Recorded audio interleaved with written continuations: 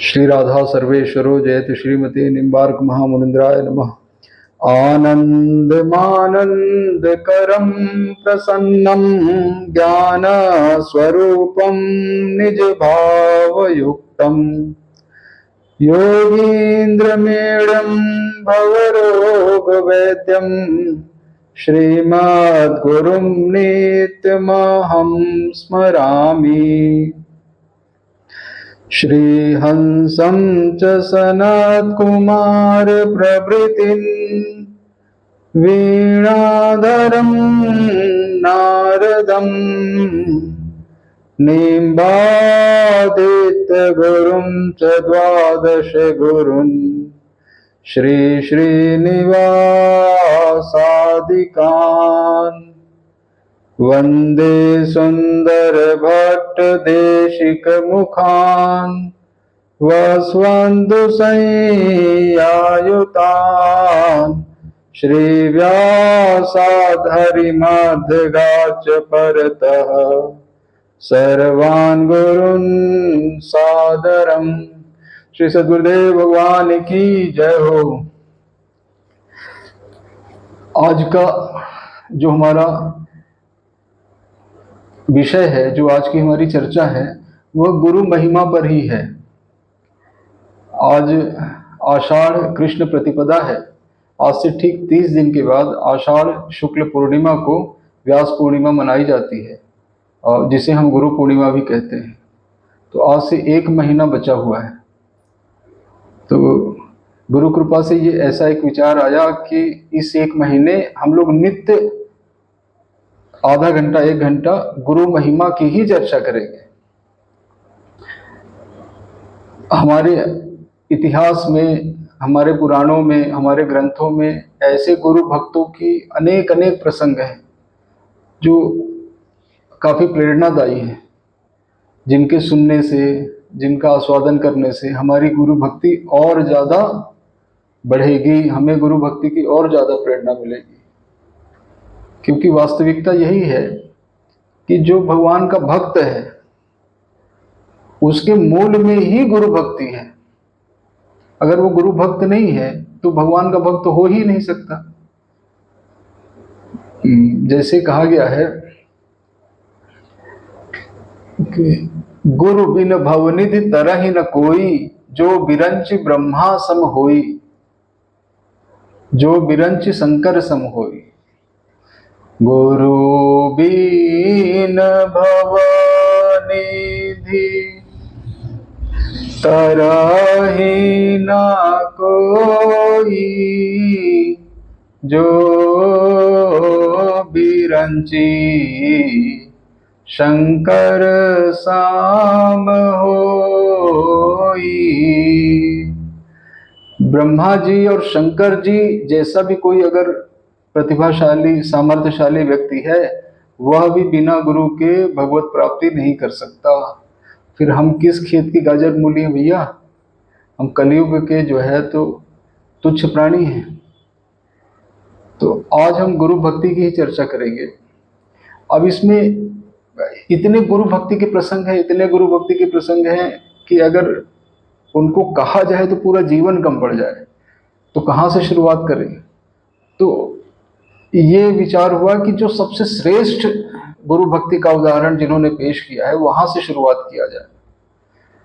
तो मुझे जो समझ में आया, अब सबका अलग अलग अपना विचार हो सकता है, सबकी अलग अलग रुचि हो सकती है, लेकिन मेरे समझ से माता पार्वती जैसी गुरु भक्ति न भूतो न भविष्यति। माता पार्वती ने गुरु भक्ति का ऐसा अनुपम उदाहरण पेश किया है, उसकी कोई तुलना ही नहीं है। गोस्वामी तुलसीदास जी ने मानस में शुरुआत में जो गुरु वंदना करी है, हम थोड़ा गुरु वंदना के 2-4 पद सुनते हैं, फिर उसके बाद माता पार्वती का बहुत सुंदर गुरु महिमा का प्रसंग लेंगे। और इस प्रसंग को सुनकर निश्चय ही हमारी गुरु भक्ति में बहुत बहुत बहुत सुधार आएगा। इस प्रसंग को सुनकर निश्चय ही हमारी गुरु भक्ति तीव्र गति से बढ़ेगी, गुरु में हमारी निष्ठा बढ़ेगी, गुरु के प्रति हमारा प्रेम बढ़ेगा। तो बंदं गुरुपद कंज कृपा सिंधु नर रूप हरि महामोह तम पुंज जासु बचन रवि कर निकर। मैं ऐसे गुरुदेव भगवान के चरण कमलों की वंदना करता हूं जो कृपा के सिंधु हैं। सिंधु मतलब समुद्र, कृपा के समुद्र हैं और नर रूप हरि हैं। नरहरि एक शब्द आता है। नरहरि किसको कहते हैं? वही जो प्रहलाद जी को बचाने आए थे, हिरण्यकशिपु को मारने आए थे और प्रहलाद जी को बचाने आए थे, उन्हें नरहरि कहा जाता है।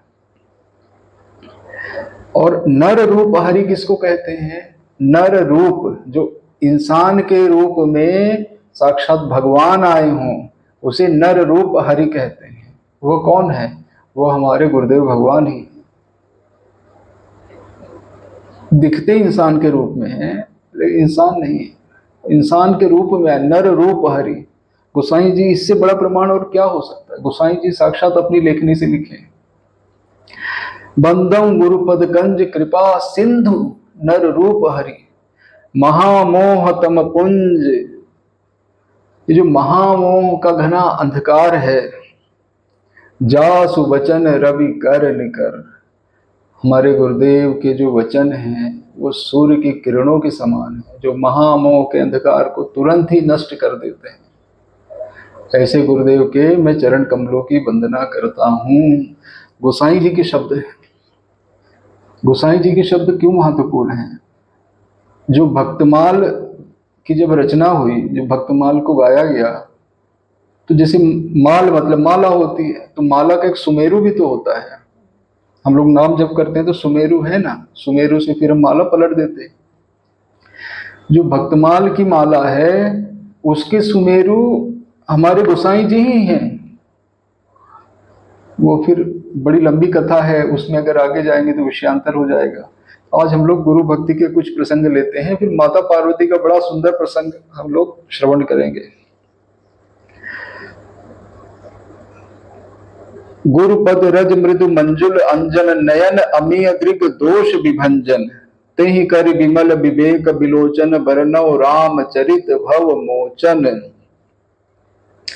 श्री गुरुपद नख मणिगण ज्योति सुमिरत दिव्य दृष्टि ही होती उघरहि विमल बिलोचन ही के मिटहि दोष दुख भव रजनी के। गुरु की महिमा जितनी गाई जाए उतनी कम है, कोई गा ही नहीं सकता। कबीरदास जी कहते हैं कि सात समंद की मस करूं लेखन सब बन राय धरती सब कागद करूं तौ गुरु गुण लिखा न जाए। बताइए, पूरी धरती को अगर कागज कर दिया जाए, सब जंगलों को अगर कलम कर दिया जाए, सब वृक्षों को, और सातों समुद्र के जल को स्याही कर दिया जाए, तो भी गुरु का इतना अगाध महिमा है कि उसको लिखा नहीं जा सकता। कबीरदास जी कह रहे हैं। फिर गुरु की बहुत महिमा है।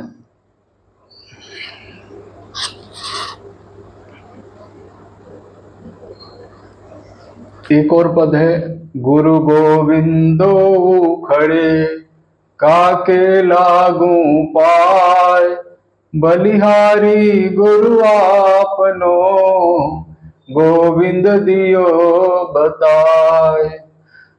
गुरु और गोविंद दोनों खड़े हैं तो हमको पहले किसके पैर पड़ने चाहिए? तो साक्षात भगवान कहते हैं कि पहले गुरु के पैर पड़ो। ऐसी गुरु की महिमा है।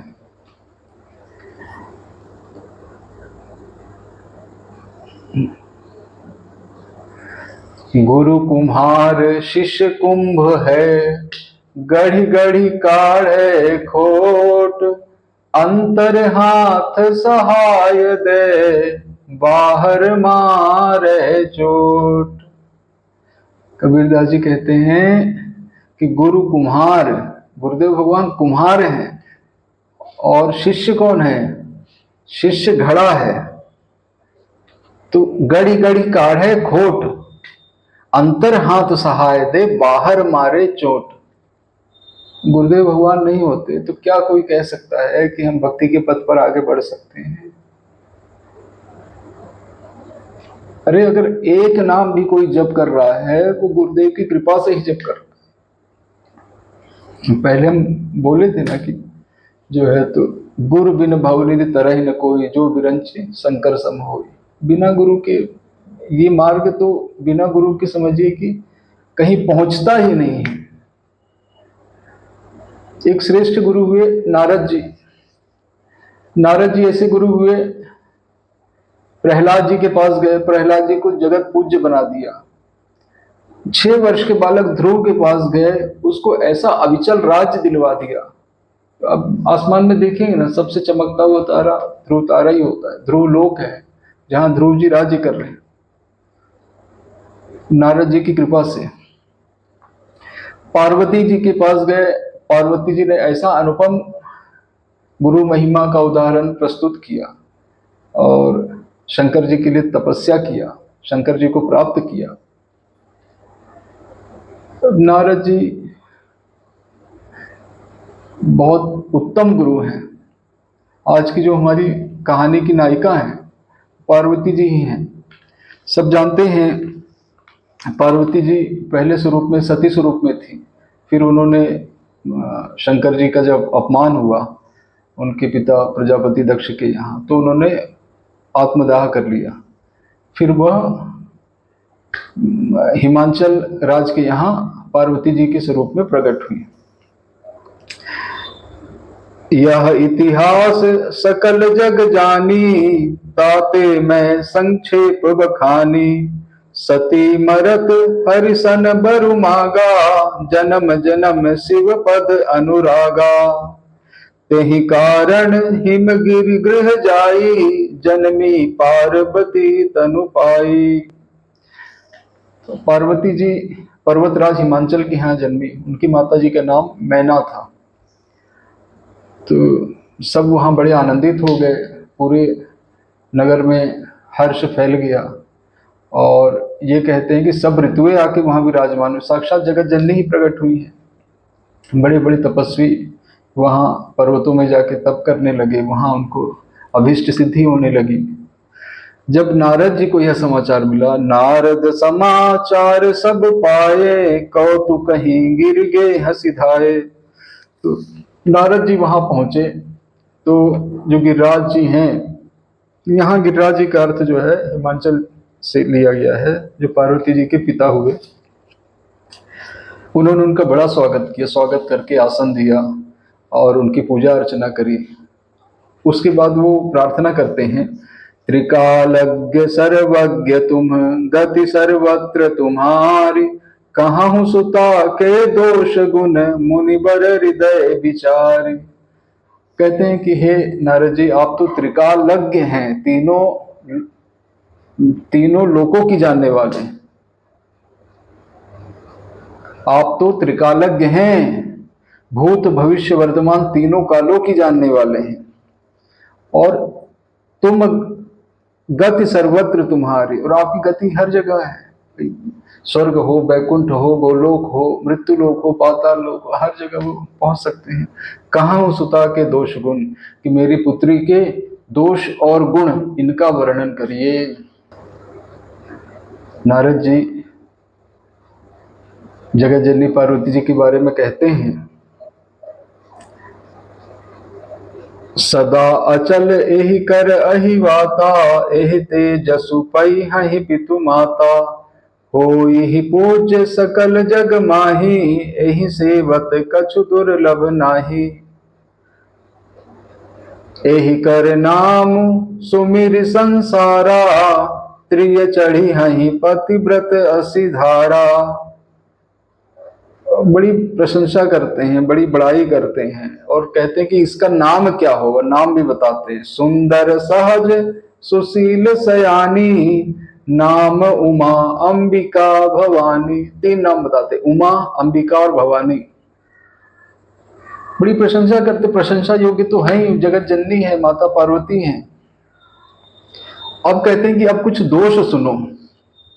हालांकि उनके पिता ने पहले दोष बताने के लिए कहा, बाद में गुण बताने के लिए कहा, लेकिन नारद जी ने पहले गुण बताए, बाद में कहा कि अब दोष सुनिए। शैल सुलक्षण सुता तुम्हारी, सुनहु जे अब अवगुण दुई चारी। अगुण अमान मातु पितु हीना, उदासीन सब संशय छीना। जोगी जटिल अकाम मन, नगन अमंगल वेश। अस स्वामी यही कह मिली, परिहस्त असिरेख। आपके पुत्र के हाथों में ऐसी रेखा है कि इसको जो स्वामी मिलेगा वो कैसा होगा? योगी होगा, जटिल अकाम, नगन अमंगल वेश, नग्न रहने वाला, अमंगल वेश था। अमंगल वेश कैसे? शंकर जी नरमुंडों की माला धारण करते हैं, शरीर में चिता की भस्म लगाते हैं, गले में सर्प है, जटाजूट है। इसे ही अमंगल वेश का वर्णन किया है। अकाम मन, जिनका मन में इच्छा रहित होगा। अगुण अमान मातु पिता हीना, बोले जो माता पिता से हीन है, जिसके माता पिता ही नहीं होंगे, और जो संसार से उदासीन होगा, बोले यही दोष है, इसको ऐसा पति मिलेगा। तो माता पिता बड़े दुखी हो गए, बोले हमारी इतनी सुंदर सुकुमार कन्या है, ये आप उसको कैसा जो है तो दोष बता रहे हैं कि उसको इतना भयानक पति मिलेगा। सुन के तो भयानक ही अमंगल वेश लिखा हुआ है। तो आगे नारद जी कहते हैं, जे जे बर के दोष बखाने, ते सब शिव पही मैं अनुमाने। जो जो दोष मैंने यहाँ वर्णन किया है वो सब दोष शिव भगवान में है, शंकर भगवान में है। जो विवाह शंकर सन होई, दोषों गुण सम कह सब कोई। बोले अगर इनका विवाह शंकर जी के साथ हो जाता है तो सब दोष भी गुण में बदल जाएंगे। अब दोष गुण में कैसे बदलेंगे? दोष तो दोष ही रहेंगे, ऐसा नहीं। एक उदाहरण देते हैं आगे नारद जी, तो नारद जी हैं। जो अहिसेज शयन हरि करहि, बुद्ध कछु तिन्ह कर दोष न धरहि। कि विष्णु भगवान नाग शैया, शेष शैया के ऊपर शयन करते हैं, तो क्या कोई उन्हें दोषी कहता है? क्या कोई उनका दोष निकालता है? नहीं निकालता। भानु कृषानु सर्व रस खाही, तिन कह मंद कहत को नाही। जो सूर्य है वह हर वस्तु ग्रहण कर लेते हैं, तो क्या कोई इनको दोष लगता है? नहीं, वो सब अपने जैसे ही बना लेते हैं। शुभ और अशुभ सलिल सब बहाई, सुरसरी को अपनीत न कहाई।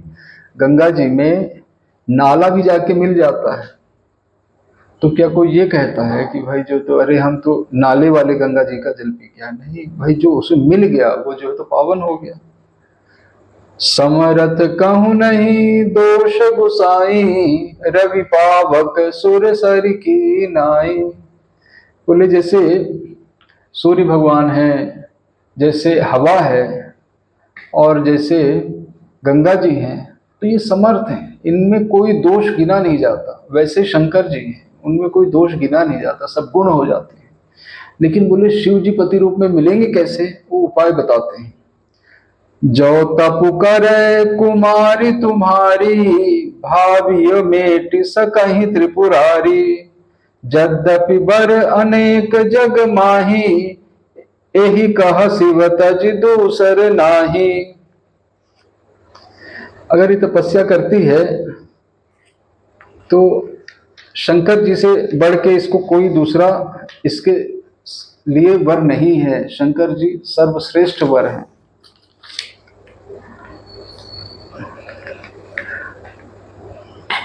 माता पार्वती निश्चय करती हैं कि मुझे जाके वन में तपस्या करनी चाहिए। माता पिता से आज्ञा लेके वो तपस्या करती हैं। वो कैसी तपस्या करती हैं उसका वर्णन किया गया है। उर धरी उमा प्राणपति चरना, जाई विपिन लागी तपु करना। अति सुकुमार न तनु तप जोगु, पति पद सुमिर तजऊ सब भोगु। पार्वती जी अति सुकुमार थी, अभी किशोरावस्था तो है ही है। उसके बाद शंकर जी को हृदय में धारण करके सब भोगों का त्याग कर दिया। नित नव चरण उपज अनुरागा, बिसरी देह तपहि मनु लागा। संबत सहस मूल फल खाए, साग खाई सत बरस गवाए। कछु दिन भोजन बारी बतासा, किए कठिन कछु दिन उपवासा। बेल पाती मही पर सुखाई, तीन सहस संबत सोई खाई। जंगल के सूखे हुए पत्ते खा के भजन कर रही है। जो पत्ते पेड़ से गिर जाते हैं वो सूखे हुए पत्ते खा के भजन कर रही है। इसलिए उनका एक नाम अपर्णा भी पड़ा। बाद में उन्होंने पत्ते भी त्याग दिए। और जब तपस्या कर रही थी तो फिर आकाशवाणी हुई कि आपकी तपस्या पूर्ण हुई है, अब आप जाके विश्राम करिए। और आपकी तपस्या अस तप काहु न कीन भवानी, भय अनेक धीर मुनि ज्ञानी। अब उर धरहु ब्रह्म बरबानी, सत्य सदा संतत सुचि जानी। जब पार्वती जी की तपस्या पूरी हुई तो शंकर जी ने सप्तर्षियों को पार्वती जी की परीक्षा लेने भेजा। कहा कि भाई देख आओ कि उनमें दृढ़ता है कि नहीं है, क्या वास्तव में मुझे चाहती है।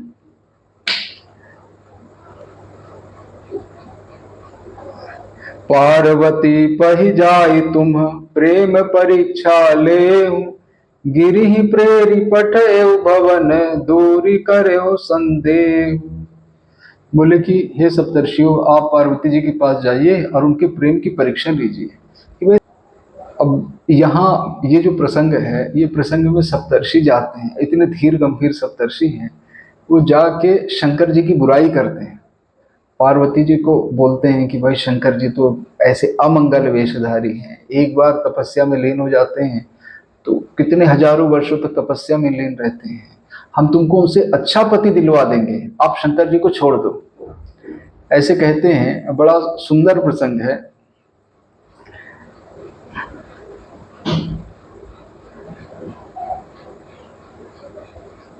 बोलते हैं, बोले मुनि सुन शैल कुमारी, करहु कवन कारण तप भारी।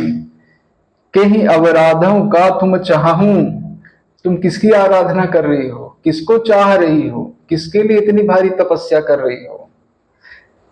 हे शैल कुमारी, शैल मतलब पर्वत, हम सन सत्य मरम किन कहूं, हमारे साथ आप जो है तो सत्य वचन बोलिए।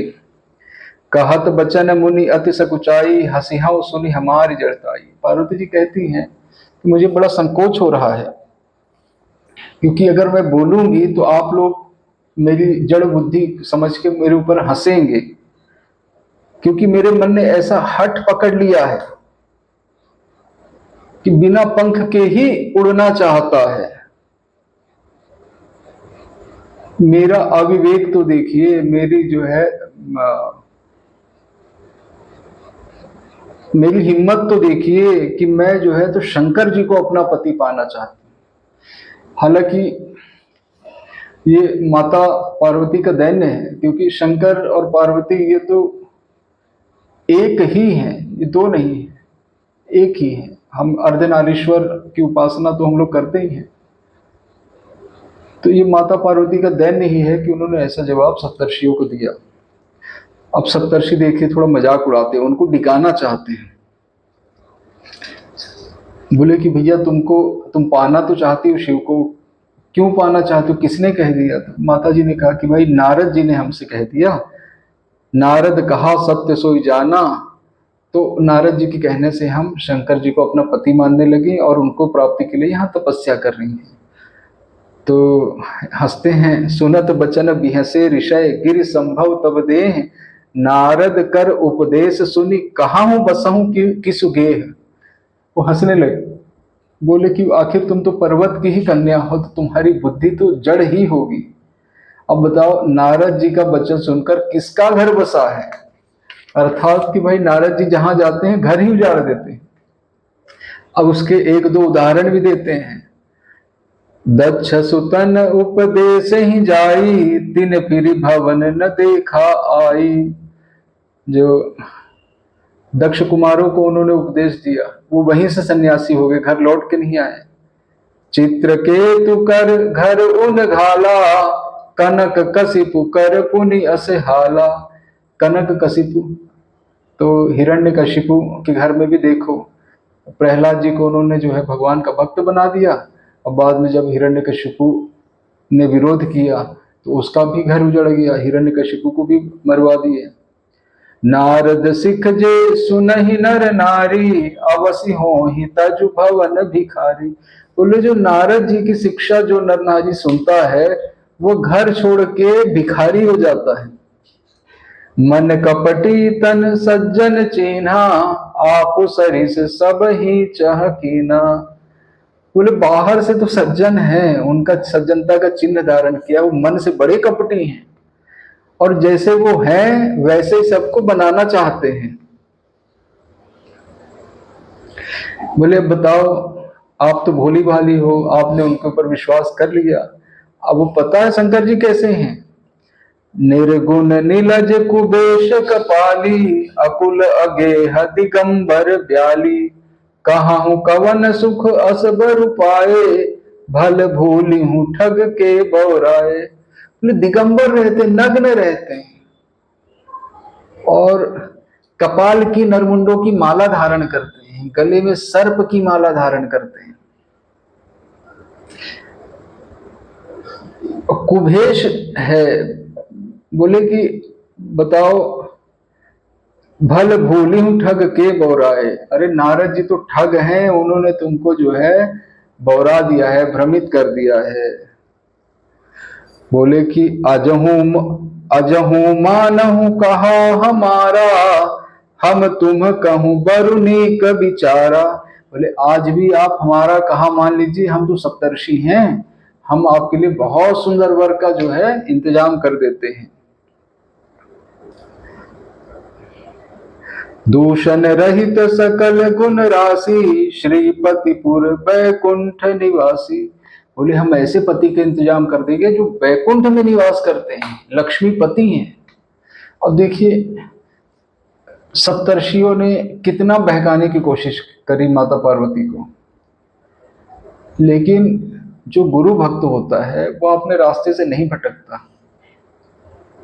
माता पार्वती जी का जवाब सुनिए, इतना सुंदर जवाब है, गुरु भक्ति की अपार, गुरु भक्ति की पराकाष्ठा है माता पार्वती का जवाब। ऐसी गुरु भक्ति कहीं न देखी गई, न कहीं सुनी गई। माता पार्वती क्या जवाब देती हैं। नारद बचन न मैं परिहरहूं, बसऊं भवन उजरऊं नहीं डरहूं। हे सप्तर्षियों, मैं नारद जी का वचन नहीं छोड़ूंगी, मेरा घर बसे चाहे उजड़ जाए। हमें अपने गुरु में अगर ऐसा विश्वास हो जाए, ऐसा भरोसा हो जाए कि घर बसे चाहे घर उजड़ जाए, लेकिन हम गुरु का वचन नहीं छोड़ सकते, तो फिर क्या कोई कल्याण में संदेह है। तो ये जो आगे वाली लाइन है, मेरे गुरुदेव भगवान हमेशा सत्संग में कहते हैं, गुरु के बचन प्रतीति न जेहि, सपने सुगम न सुख सिद्धि तेहि। जिसे गुरु के वचन में विश्वास नहीं है, उसको सपने में भी सुख और सिद्धि नहीं प्राप्त हो सकती। सिद्धि मतलब जो भक्ति की सिद्धि है, सुख मतलब साधना का सुख, भक्ति का सुख। और तो क्या, भक्त कोई संसार का भोग थोड़ी चाहता है। भक्त के लिए जो सुख होता है तो उसकी साधना का ही सुख होता है कि मेरा नाम जप रोज हो जाए, मेरा नियम पूरा हो जाए, मेरा ध्यान पूरा हो जाए, मेरा पाठ पूरा हो जाए, परिक्रमा पूरी हो जाए, इसी में साधक को सुख मिलता है। और सिद्धि क्या है, प्रभु प्राप्त हो जाएं, यही साधक की सिद्धि है। तो बोले जिसे गुरु वचनों में विश्वास नहीं है, उसको सपने में भी सुख और सिद्धि नहीं प्राप्त हो सकती, फिर जागृत की तो बात ही छोड़ दीजिए। ऐसे माता पार्वती के ये वचन है। गुरु महिमा की पराकाष्ठा है। आगे कहती हैं,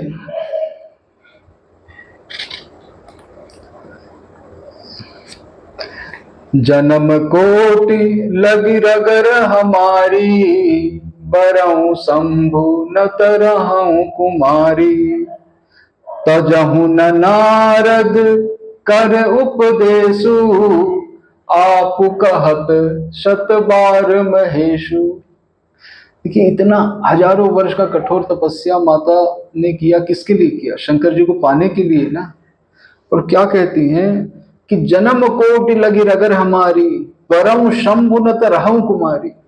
जब माता पार्वती ने अपने पूर्व जन्म में, जब सती के रूप में उन्होंने शरीर त्यागा था आत्मदाह करके, तब भी उन्होंने भगवान से क्या वर मांगा था? सती मरत हरि सन बर मांगा, जन्म जन्म शिव पद अनुरागा। उस यज्ञ में तो भगवान भी उपस्थित थे। तो जब सती अपना शरीर छोड़ने लगी तो उन्होंने भगवान से यह वरदान मांगा कि जन्म जन्म शिव पद अनुरागा। मेरे जितने जन्म हों, मैं जिस शरीर में जाऊं तो शंकर जी के चरणों में ही अनुराग रहे।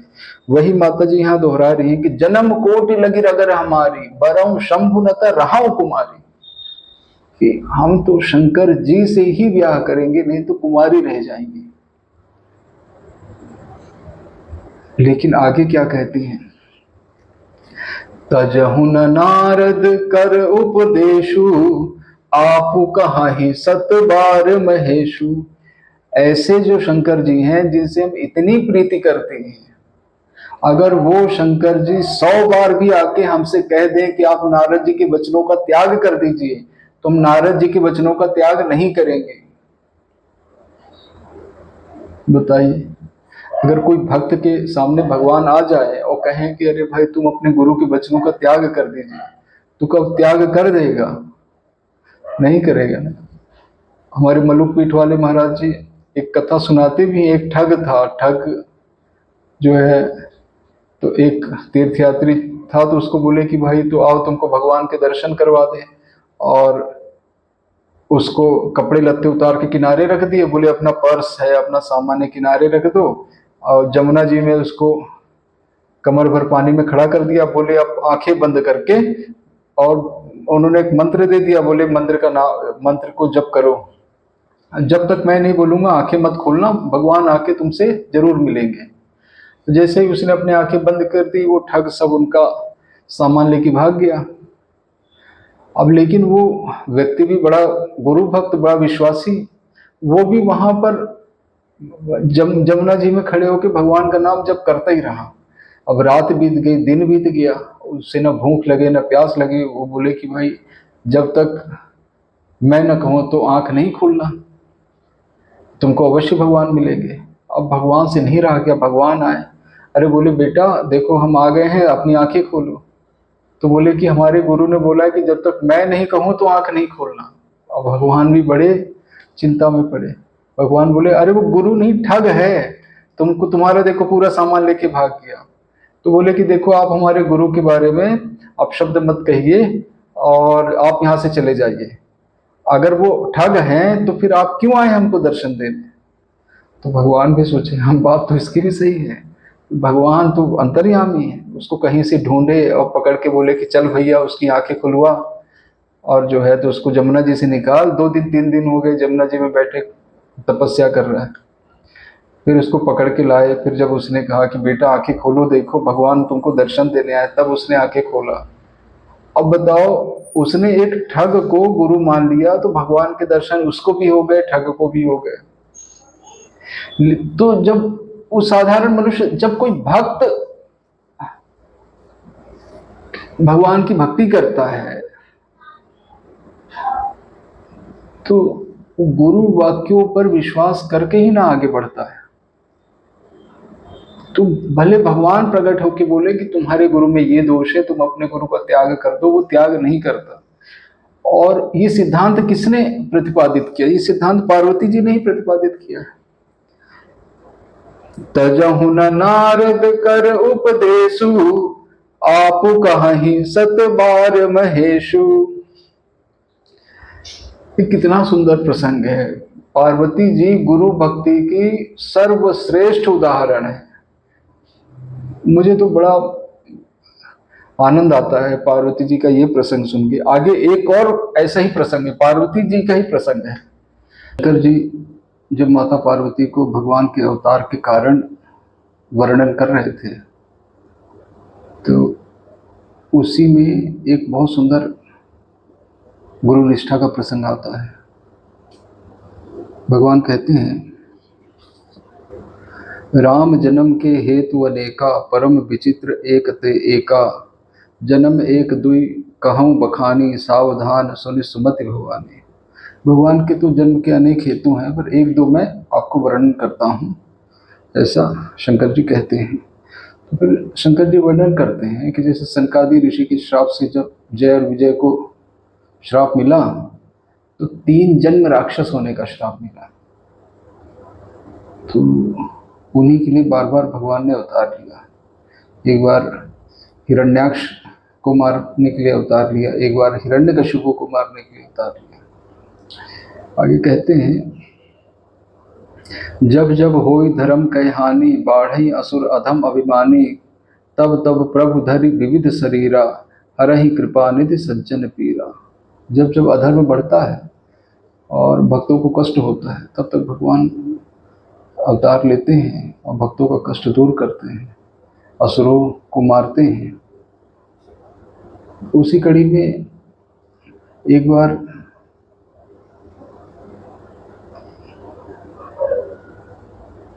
वैसे ही एक बार की कथा आती है, नारद श्राप दीन एक बारा, कलप एक ते ही लग अवतारा। एक बार नारद जी ने श्राप दिया, उसके लिए भी भगवान को अवतार लेना पड़ा। तो माता जी बड़ी आश्चर्यचकित हो गई। माता जी क्या कहती हैं, गिरिजा चकित भई सुनिबानी, नारद विष्णु भगत पुनि ज्ञानी। कारण कवन श्राप मुनि दीन्हा, का अपराध रमापति कीन्हा। देखिए, चौपाई देखने में तो साधारण लगती है, लेकिन साधारण है नहीं। पार्वती जी की गुरु निष्ठा इतनी सुंदर है, इतनी अतुलनीय है, इतनी पुष्ट है, कोई तुलना ही नहीं है, स्वर्ण अक्षरों से लिखा जाने योग्य है। देखिए, पार्वती जी कहती है, का अपराध रमापति कीन्हा, कि हे भगवान मुझे बताइए कि भगवान ने क्या अपराध किया था कि मेरे निश्चल गुरुदेव को उनके मन में जो है तो क्रोध आया और उन्होंने उनको श्राप दिया। पार्वती जी की गुरु निष्ठा ऐसी है कि भगवान में दोष देख लेंगे, लेकिन अपने गुरुदेव में दोष नहीं देख सकते। भाई, इसका यही अर्थ हुआ ना कि भाई मेरे गुरुदेव तो सर्वथा निर्दोष हैं, भगवान ने ही कुछ ऐसा किया होगा, कुछ अपराध किया होगा कि मेरे गुरुदेव को विवश होकर उनको श्राप देना पड़ा होगा। इससे बड़ी गुरु भक्ति का कोई उदाहरण हो ही नहीं सकता। यह सबसे ऊंची गुरु भक्ति है। पार्वती जी ने इतना ऊंचा सिद्धांत रख दिया है, गुरु निष्ठा का ऐसा उदाहरण रख दिया है। हम भक्त इसको बार बार श्रवण करें, आपस में चर्चा करें, अपने माता पिता को सुनावे, अपने परिजनों को सुनावे। जितना हम पार्वती जी की गुरु निष्ठा का श्रवण करेंगे, उतना ही हमें भक्ति में लाभ मिलेगा, उतना ही हमारी गुरु निष्ठा बढ़ेगी। गुरु निष्ठा ही हमारे मार्ग में सब कुछ है। हमारा भक्ति मार्ग का जो संबल है, ताकत है, वो गुरु निष्ठा ही है। गुरु निष्ठा अगर रह गई तो फिर जो है तो कुछ बचता नहीं, फिर कुछ नहीं बचता है। तो आज पार्वती जी का सुंदर गुरु निष्ठा का चरित्र हमने सुना, और कल से हम नित्य एक एक प्रसंग लेंगे। जय जय श्री राधे, जय जय श्री राधे। श्री सद्गुरुदेव भगवान की जय। जय श्री